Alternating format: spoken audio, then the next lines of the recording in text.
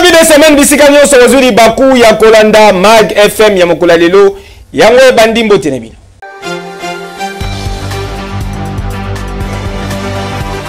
République démocratique du Congo et ko abandonné bango te ba mesure d'urgence ezali kozwama ezali maloba ya président de la République son excellence Félix Antoine Tshisekedi Tshilombo na ba sinistré ya ba inondation pe glissement de terre ba détail élément.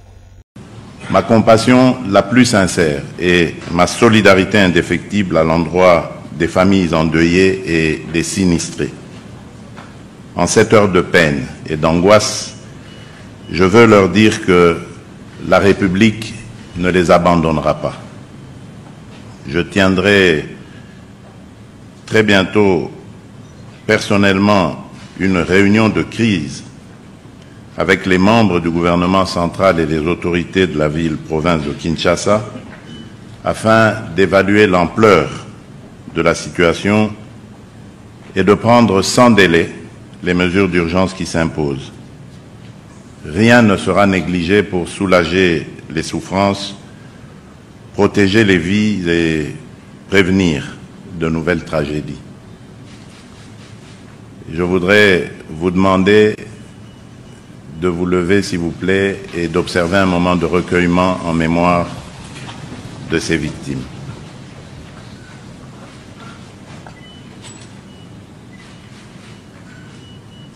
Je vous remercie.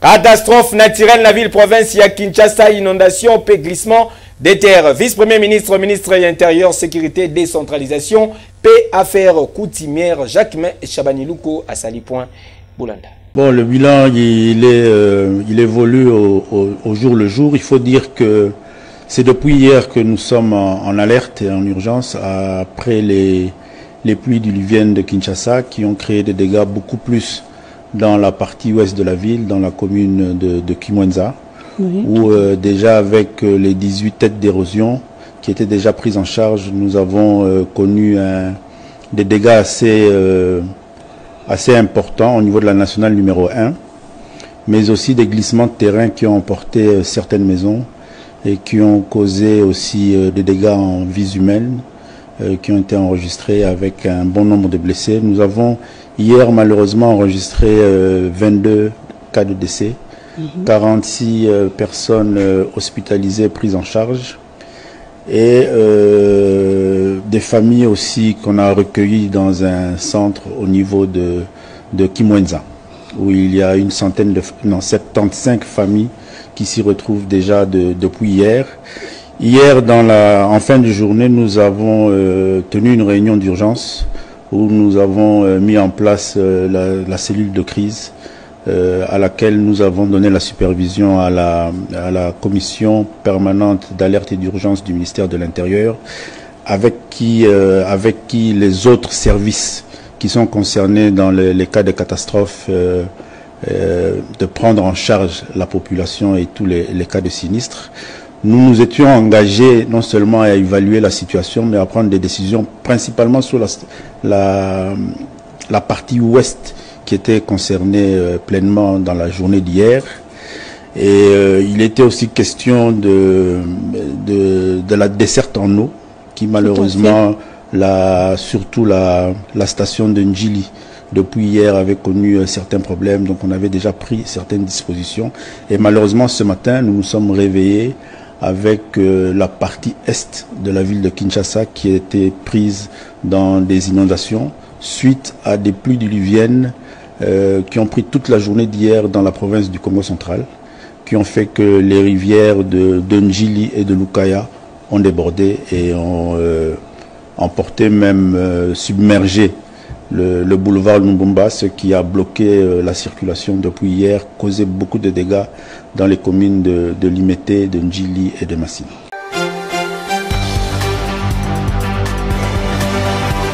Toujours dans le même chapitre, premier citoyen de la ville-province de Kinshasa, Excellence Daniel Bumba Lubaki a saigné la population Bazala na Bolingo na période Oyo. Bolanda message.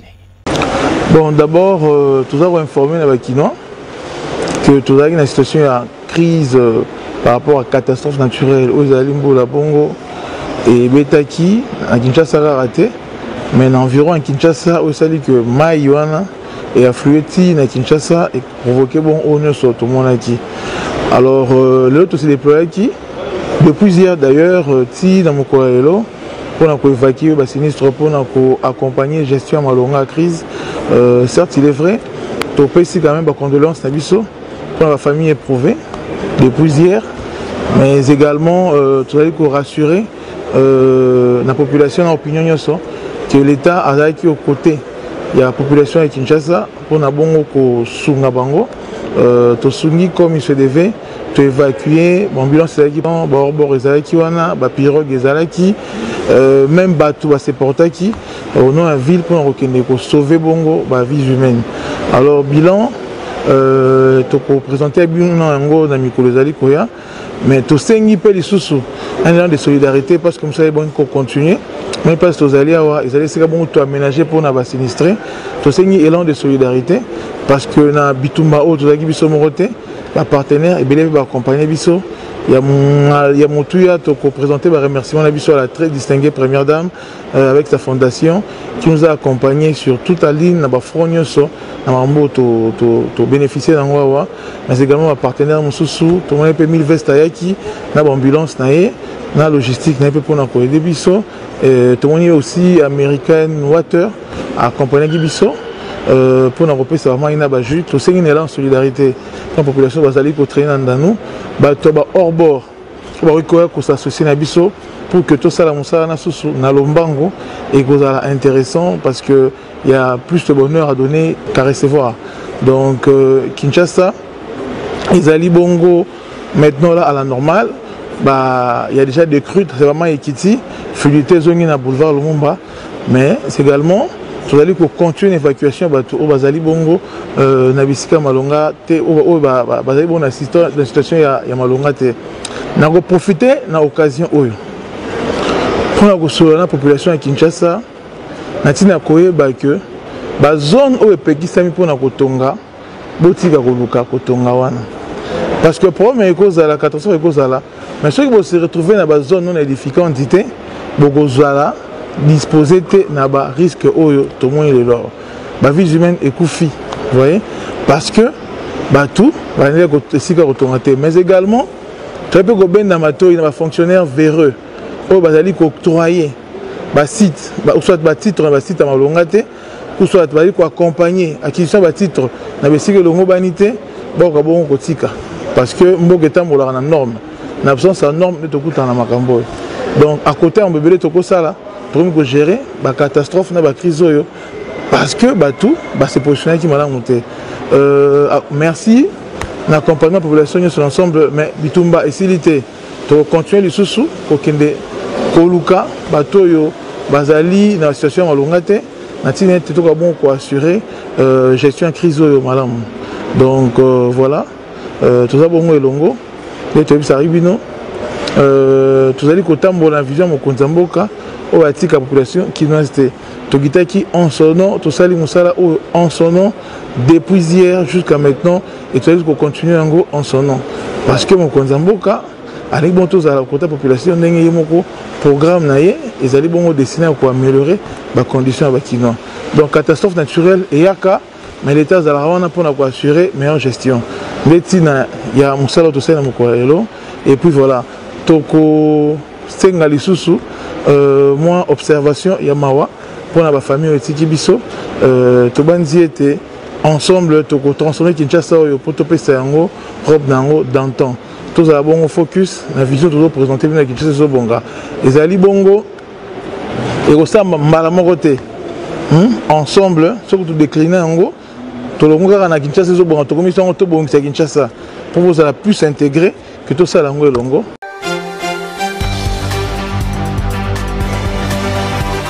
Honorable Marie-Kate Moutinga, Jeanne d'Arc du Congo, présidente nationale, il y a parti politique PDG élu, il y a circonscription, il y a Tchangou, Akima, Kimbangu à la rescousse, il y a population, il y a base naïe par rapport, il y a inondation.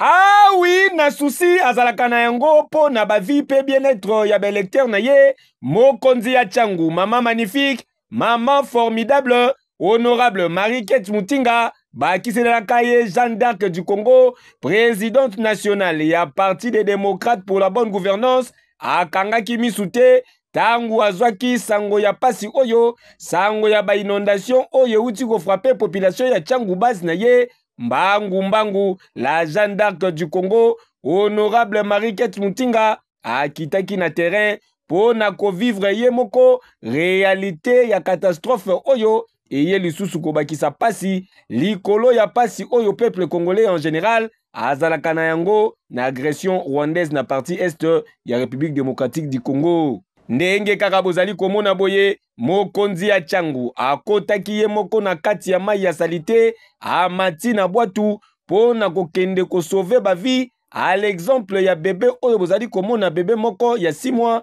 oyo azalaki épargné grâce ya courage ya honorable Marie-Kate Mutinga la Jeanne d'Arc du Congo maman formidable oyo akomunikaki boye. En tout cas eza mawa ngai moko na koti na bwato que baluki heureusement que bon âgé on a sauvé ma famille pour escalader na banda là attaque élu national ngai na vivre ba maman bazo de là na moni ba papa bazo de là bilenge eza mawa na mi bon message d'espoir que gouvernement ezali gouvernement dès lobby déjà l'assistance économique pour na kosunga ba famille nyonso bazali na kata parce ba élu batiki bango te tozana bango sous ces alliés en tout cas solution ezwama le plus tôt possible. Nesengo na mitema très impressionné na geste oyo ba sinistre pe bazangisaki maloba te. Merci na honorable Mutinga aye problème si na tanga pasi na likambo oyo esalami toleto la mukaka botota la pour na Tchangu makambo nene salami to luki solution to suite mais honorable Mutinga la gagné nde aye ko visiter biso to sepeli ya boso na kumsi na nzambe na pese no merci abaksele mikolo ebele koleka. Simingi na honorable Mutinga vraiment pour na koya ko visiter biso bato ya Tchangu. En tout cas vraiment mai ezaki vraiment inondé makasi tokoti na fin fond kuna kobimisa bana kobimisa batu bimisi bango vraiment. En tout cas vraiment esali biso makasi mpona komona honorable koya ko visiter biso. La personne nous merci na maman parce que tu vends to umeli bat bazoka biso to pesa ba 2000 francs to mona ki mutu mota yaki nde mama ye wana akoti na mai eloko kamusinga atal tate ninga lata ki pembe akoti na mai to bise mama atuni biso bi ndenge za bosenga nini biso bi mama esenga ba sauvetage esenga ba boatu mama longo yake koluka ba boatu kuna baluki moye mama akoti na kati ya boatu akoti tini na kati kuna koto babi eza courant makasi ake kuna babinisi bana na pesi nzambe merci pona degré inondation eza na kati kuna malgré bana babini balembi déjà mais babini na bango na bomoyo na pesi nzambe merci na mama merci na nyonso ya sali pona biso to tikali komona ta honorable moko te aya tokatisa na mai to zindi ba mama ba misusu bakufi leti nga lelo na ngana chola awa mais na grande surprise to yomona mama na biso aye kosunga biso akatisi na biso mai elongo mama merci beaucoup. Tala ya kosambeza te honorable Marie-Kate Mutinga la Jeanne d'Arc du Congo maman magnifique maman formidable azali pe akotikalaka toujours pene ya base na ye yango babengaka ye mokonzi ya Tchangu wumela maman boende ezalaka ekeyo oui oh maman usima ndamba ponio Alléluia, alléluia. Oh, ce gogeli boso, ozali na mafato.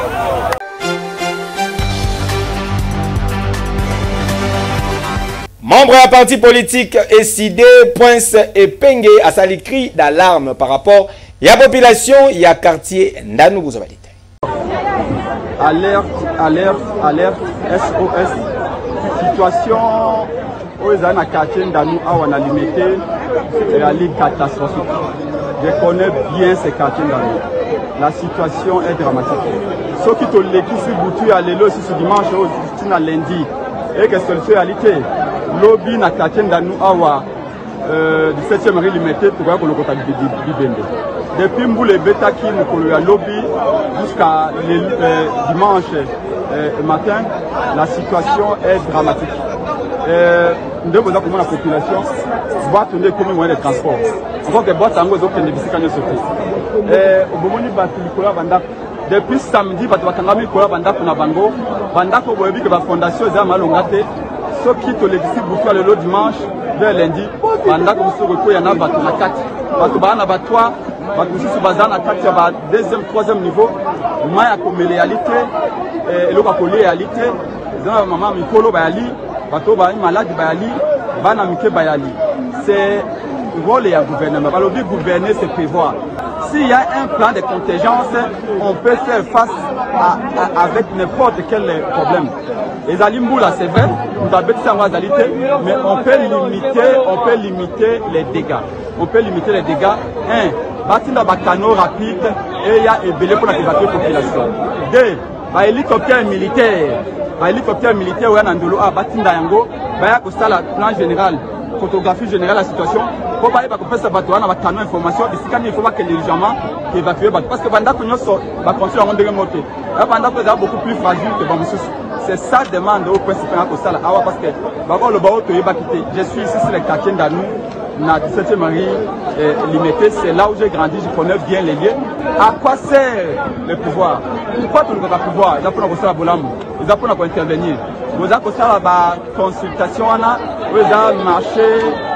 Galerie Mongo, Botandi, beaucoup de prix à bloc que nous avons en réalité. Laissez d'abord les consultations, venez sauver des vies. Bâton de voter bien lobby. Si les lots bazar, Bakoufi, vous allez voter bien à la tête.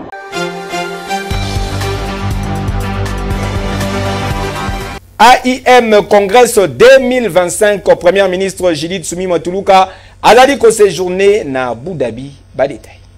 Premier ministre Judith Suminwa Tuluka a dit que séjourné na Abu Dhabi pour participer na Annual Investment Meeting Congress AIM Congress 2025 en sigle. Oyo ezali ko fungwama mokolo ya lundi 7 avril 2025. AIM Congress 2025 et ezali kosangisa ba leaders mondiaux pe ba investisseurs autour ya banjeu ya paysage économique mondial équilibré. Participation ya chef ya gouvernement ya République démocratique du Congo et qu'on retenir attention particulière alors qu'intervention naie lors ya débat ya ba leaders mondiaux et qu'on portait sur nouvelle vague ya paysage moko ya investissement mondialisé appelant na ba investissement direct étranger au ezali ko soutenir diversification économique notamment na ba secteur minier agricole et numérique et qu'on mettre également en avant la réforme engagée dans le gouvernement de la République démocratique du Congo pour améliorer le climat des affaires malgré les défis infrastructurels et sécuritaires. Et Sengeli Boye Balisusu qui est en marge de la session Oyo, échange et Kosalama entre délégations de la République démocratique du Congo et les représentants de l'Émirat arabe unis sur des projets concrets, notamment l'énergie renouvelable et gestion de risque climatique. Et Sengeli Boye Balisusu qui est Judith Suminwa Tuluka, Premier ministre, a quoi intervenir dans le contexte moko national marqué dans la catastrophe naturelle majeure où yeuti ko frappé ville province ya Kinshasa pe ba environ na yango obligeant na ko concilier urgence immédiate pe vision moko stratégique. Yeke yo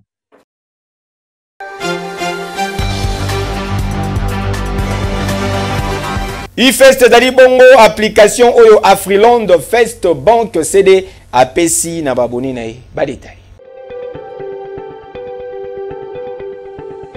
Boye imalamu na iFirst moko ya ba application web ya Afriland First Bank CD. Aux clients Afriland First Bank CD, vous allez na téléphone ya modèle smartphone, tablette, topeli sous ordinateur, yaka na lombango na moko ya ba agence ya Afriland First Bank oyo ezwami pene na yo. Okozwa bongo na nzela ya message, lien oyo ezali na mot de passe na yo pour okota bongo na kati ya application web na yo. Ozali na makoki ya ko consulter solde de compte na yo, okoki pe lisusu kotala historique de compte na yo, to pe lisusu relevé de transaction. Okoki kosala ba virement compte à compte, ba virement interbancaire, to pe lisusu ba mise à disposition. Et soki wana te, ozali pe na makoki ya koyeba état ya engagement na yo, to pe lisusu état ya crédit na yo, ya kosala demande ya chéquier na yo, pe makambo ebele. Na eFirst, gestion ya compte bancaire na yo ezwami na maboko na yo. Afriland First Bank, the pact with success.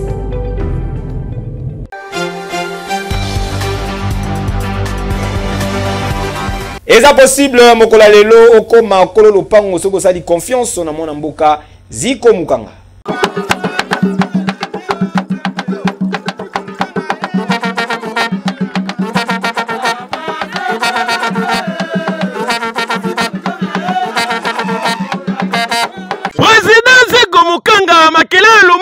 Le Congolais azali ko accompagner au mieux vision ya chef de l'État Félix Tshisekedi Tshilombo. Noko abegisi yo kinwa yo Congolais na bureau national ya NPTMC pona kokoma kolo lopango na $1,500 ya pamba ozwi lopango na yo ya 20/20 na quartier Mukanga 1 na commune ya Sele to na quartier Mukanga 2 na Menkau na commune ya Maluku grâce ya opération koma kolo lopango.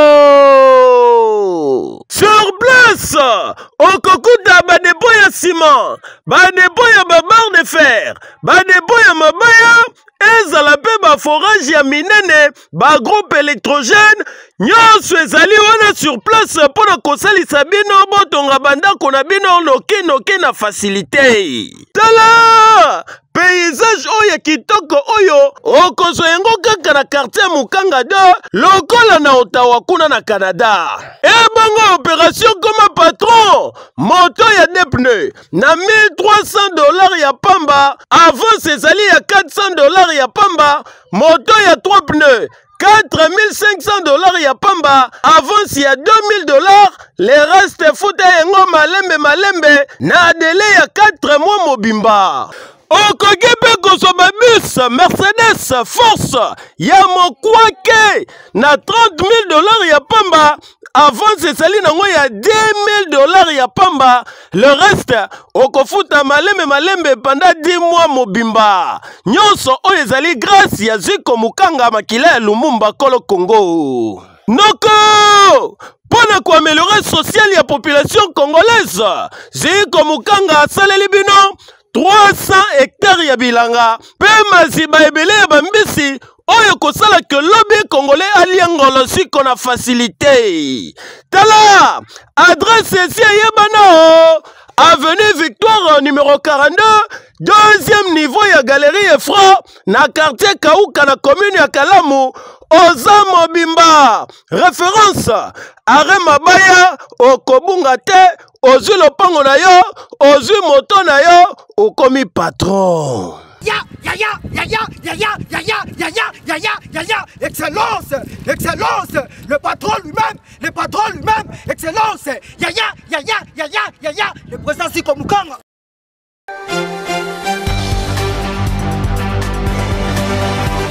Poursuite ya championnat national 30e édition et Sengel Boye Bakilobi ASV Club a remporté qui première victoire naïe après 9 résultats Yamabe Badetani.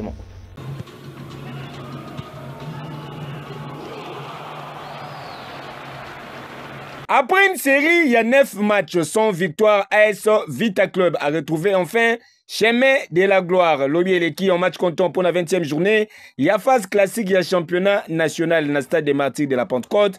Banambongo ba dominaki à Sekouya na score écrasant, il y a 5 buts à brosse.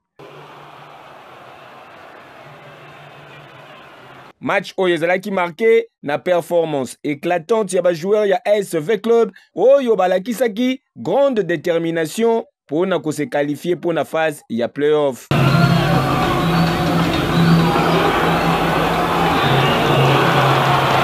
Avec victoire Oyo ASV Club à rejoindre 3 autres équipes qualifiées pour la phase, il y a playoff. Lokola, Maniema Union, les Aigles du Congo, PAC Rangers. Ah oui, on peut être que satisfait, on l'attendait depuis si longtemps. Comme j'ai dit précédemment, on met à la fois fin à une période de disette qui n'était pas longue mais beaucoup trop longue pour un club comme Vita. Et puis on assure la qualification pour les playoffs. Donc aujourd'hui c'est une belle soirée. Bravo aux joueurs parce que leur investissement, encore une fois, était total. Voilà, bon, je suis content pour ça, pour le club, pour tout le monde. C'était une première mi-temps un peu compliquée, j'ai trouvé un peu poussive, mais je trouve qu'on a été beaucoup plus en jambes sur la seconde mi-temps et on a réussi à maintenir le rythme. On a essayé aussi d'enchaîner dans le jeu, donc non, c'est une bonne soirée. Succès Oyo ezali ko marqué tournant moko important pour na ASV Club Oyo azali ko espérer sikoyo ko poursuivre championnat na ye na vitesse mususu. De l'autre côté na stade Tata Raphaël, Daring Club Motema Pembe a arraché qui victoire na ye liboso ya New Jack FC grâce à la réalisation Yanzungu Mafouana na 45e minute de jeu. Le centre des ciseaux, Mosengo, la balle qui traîne. Et oui, les beaux moments pour le deux clubs Motema Pembe d'ouvrir la marque avant de retourner au vestiaire. C'est Puis, dans la seconde période, grâce à Diakanoa, Marzouk, communément appelé Chikata. Chikata Marzouk, la bête des balles, Obassi qui remet Chikata Marzouk à la conclusion. Quelle complémentarité dans cette ligne offensive du Daring Club Motema Pembe. Victoire Oyo et relancé les sous Daring Club Motema Pembe peut éliminer automatiquement OC Renaissance du Congo na course pour la phase ya playoff. Puis avant toujours na stade Tata Raphaël, Football Club Les Aigles du Congo a qui raison Liboso et Academy Club Rangers na score il y a 1 but à brosse. Mukanjo, Bouilly, la passe des Bouilly. Oh là, cette passe est une merveille absolue de la part des Bouilly Canada et la conclusion parfaite d'Elinda Taguer, l'ouverture du score. Na classement partiel, Maniema Union Azali en tête, il y a groupe B avec 43 points. Suivi na FC Les Aigles du Congo, 41 points. AC Rangers Azali en 3e position avec 31 points. 4e ASV Club avec 29 points. 5e Ange Vert avec 26 points. 6e Daring Club Motema Pembe avec 24 points. P Céleste FC Azali 7e avec 22 points. Bataille à distance Azali ko se poursuivre entre Daring Club Motema Pembe P Céleste FC pour la place Mususu na phase ya playoff. Keyo. Allez, c'est terminé.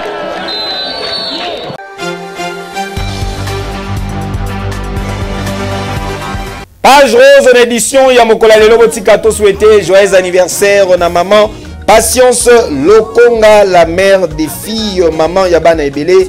De la part ya exaucé Louvi ezali koyina mabe Mokola Lelo tozali kolia tozali komela avec un pacte pédologie ndenge kaka ezalaka profiter bien na mokolo na yo maman que du bonheur. Botikato dédié édition ya Mokola Lelo Nadjika Christian Manteki la porte ya Schengen azali kolanda biso en direct ya Paris yepekuna alela Mag FM avec un pacte pédologie. Vous savez qui n'a pas image vous pouvez merci na Israël qui m'a Azalaki na sima ya caméra régie finale Azalaki assuré l'ingénieur Gelor Mouya Bamata ba kitaba balkon mabele fils Maniboy machine n'a préféré bien.